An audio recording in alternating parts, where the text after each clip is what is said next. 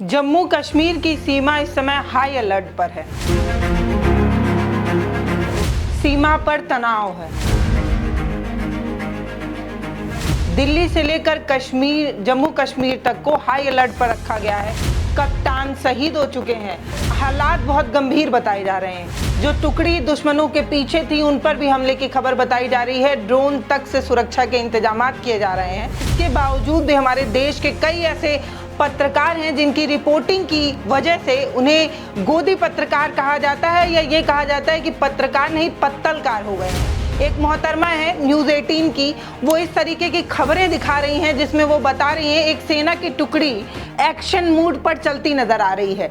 दिख रहा है कि कैसे एक वैन है जो बुलेट प्रूफ जो वैन है उस पर जो है जवान की टुकड़ी, अब क्योंकि वो जम्मू कश्मीर अपने आप में भी एक हाई अलर्ट एक्शन पर रहता है, वो एक्शन मूड पर वो जवान जा रहे हैं, वो टुकड़ी जा रही है, उस पर मोहतरमा जो है वो रिपोर्टिंग के अंदाज में दौड़ती हुई जाती हैं और वैन के ऊपर चढ़ती हैं। सेना के एक जवान है वो उनको हाथ देते हैं, वो ऊपर चढ़ती हैं और उसके बाद सीढ़ी पर बैठकर बताती हैं कि ये जो वैन है वो बुलेट प्रूफ है, इस वैन से हम जो है वो ग्राउंड जीरो पर जाकर रिपोर्टिंग करेंगे। आसान नहीं होता है गोलियों की बौछार में, ग्रेनेड के आवाज़ में रिपोर्टिंग कर पाना, हम ग्राउंड जीरो की रिपोर्टिंग करने जा रहे हैं। इस तरीके की बात मोहतरमा कर रही हैं न्यूज़ 18 की पत्रकार है। अब इनसे मेरा सवाल है, मोहतरमा क्या आपको ये बात समझ में आ रही है कि आप जो कर रही हैं उसका क्या मतलब निकलता है? एक बार सोच कर देखिए कि इस तरीके के एक्शन के समय में सिविलियंस तक अलाउ नहीं होते हैं और आप जो कर रही हैं वो कितना बड़ा सिक्योरिटी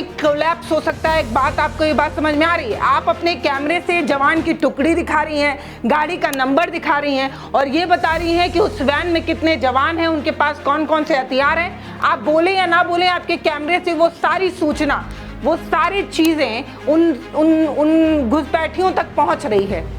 समझ रही हैं आप? और ऐसा पहली बार नहीं हुआ है, ऐसा कई बार हो चुका है। जब इस तरीके की घटनाएं होती हैं तो सबसे पहले जागरूकता मीडिया वालों को दिखानी चाहिए, पत्रकारों को दिखानी चाहिए। लेकिन आजकल टीआरपी का ये जो खेल है, इसमें मतलब इस तरीके की धंधेबाजी चल रही है कि कुछ भी दिखाओ, व्यूज पाओ।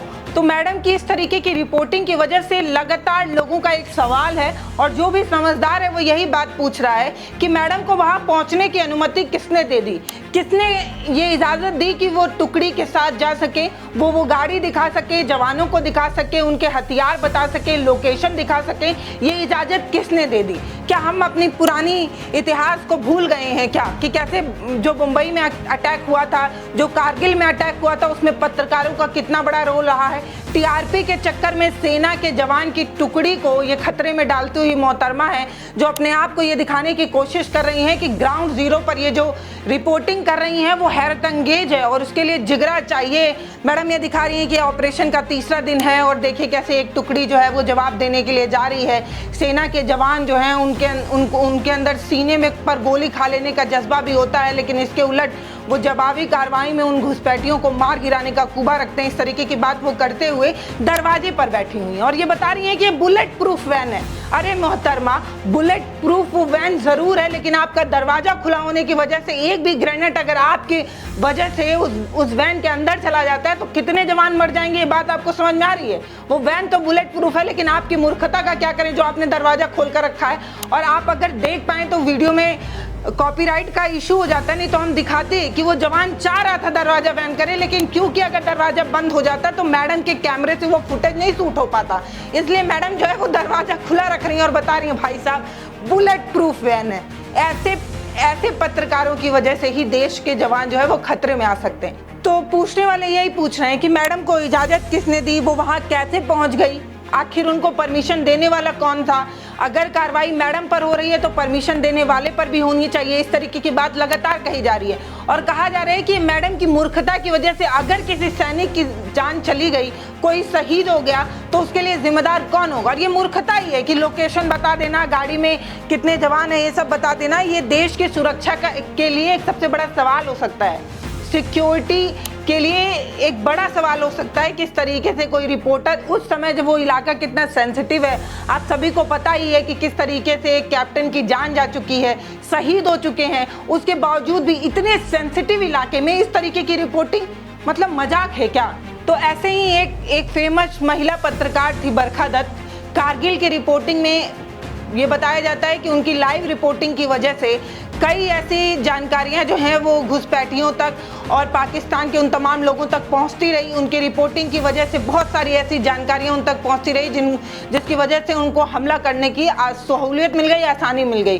तो इस तरीके की लाइव रिपोर्टिंग, इस तरीके की सुरक्षा में चूक पैदा करने वाली रिपोर्टिंग जो है वो कहीं ना कहीं सैनिकों के लिए एक बड़ा खतरा बन जाता है। और अगर आपको याद हो तो याद होगा कि 2008 में जब सपनों की नगरी मुंबई में जब हमला हुआ था, तो आप सभी को पता होगा कि मीडिया पर जिस तरीके की कवरेज की जा रही थी, जिस तरीके से लाइव रिपोर्टिंग करके उस जगह पर पहुंचने की कोशिश, जो सुरक्षा के बड़े बड़े अफसर थे उनसे मिलकर बात करके सब कुछ लाइव दिखाने के चक्कर में पाकिस्तान में बैठे वो लोग उन चीज़ों को रिकॉर्ड कर रहे थे और अपने सहयोगी को बता रहे थे, जिसकी वजह से कई जवानों की जो है वो जान चली गई। सिर्फ जवानों की जान नहीं चली गई थी, कई आम नागरिकों की भी जान चली गई थी। इसके लिए जिम्मेदार जो है वो सुप्रीम कोर्ट ने कहीं ना कहीं पत्रकारों को भी बताया था कि इस तरीके से सेंसेशन क्रिएट करना, टीआरपी के चक्कर में आप देश की सुरक्षा को खतरे में नहीं डाल सकते।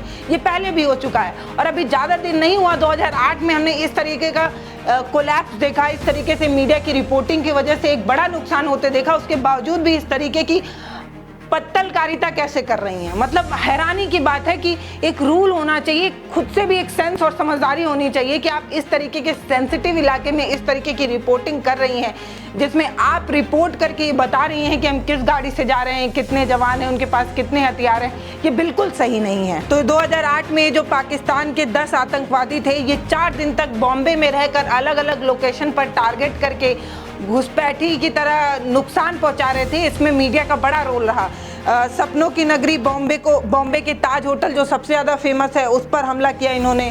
फिर नरीमन हाउस पर किया, मेट्रो सिनेमा हाउस पर किया, छत्रपति शिवाजी टर्मिनल, ये 4-5 जगहें ऐसी थी जिन पर हमला किया गया और इनको सपोर्ट कहीं ना कहीं लाइव रिपोर्टिंग की वजह से ही मिल रही थी। इस हमले में 15 देशों के 166 लोगों की मौत हो गई थी और 300 से अधिक लोग जो है वो घायल हो गए थे।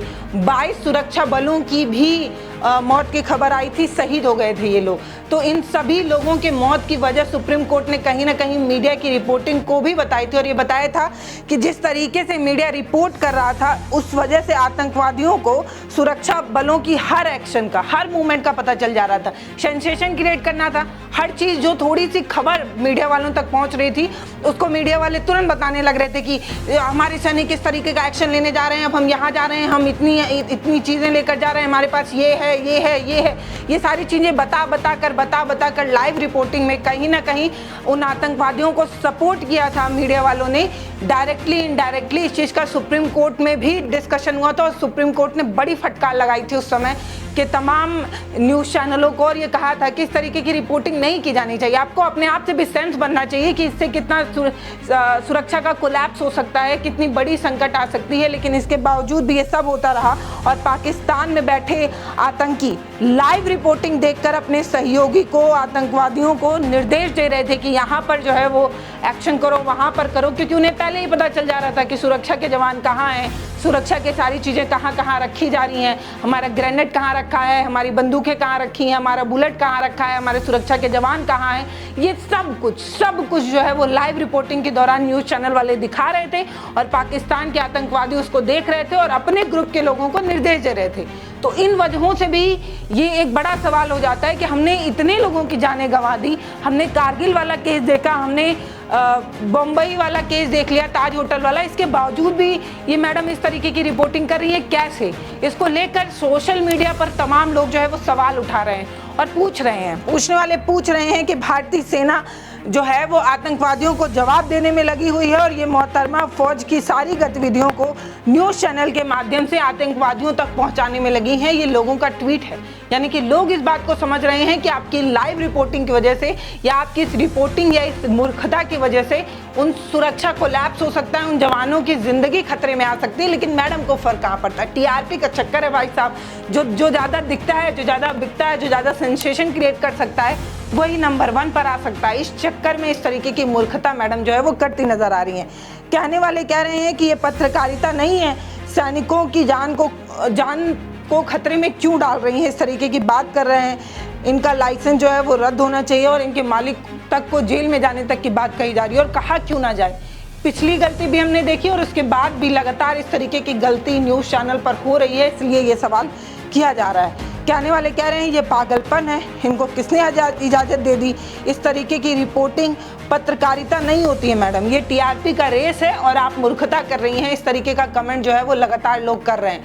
बाकी मैडम की इस तरीके की रिपोर्टिंग पर आप क्या सोचते हैं, कमेंट सेक्शन में लिखकर ज़रूर बताइएगा। नमस्ते, मैं पल्लवी हूँ, आप भारत एक नई सोच देख रहे हैं।